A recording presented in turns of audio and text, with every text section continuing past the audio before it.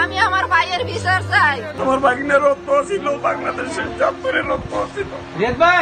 শেখ হাসিনা ওনাকে পোশাক পরাইছে,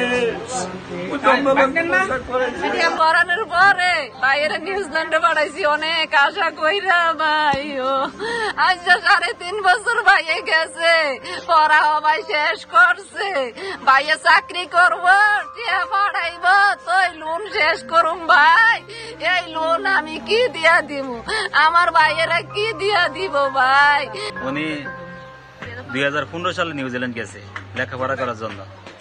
এখন মোটামুটি লেখাপড়া শেষ হয়েছে। তো এই গত শুক্রবারে সকালে হামলা হয়েছে, এদিকে শুনছি আমরা, কিন্তু আর ফোন দিয়ে কোনো খোঁজ খবর পাইনি আমরা। পরে 2 দিন অতিবাহিত হওয়ার পর ওই গতকালকে শনিবারে বিকালে আমার ফ্রেন্ড একজনে ফোন দিচ্ছে, কয় মোজামেলের পাওয়া গেছে, মোজামেল নিহত। আমার পুত্র যেভাবে মারছে সেই উপযুক্ত বিচার আমি সরকার থেকে চাই।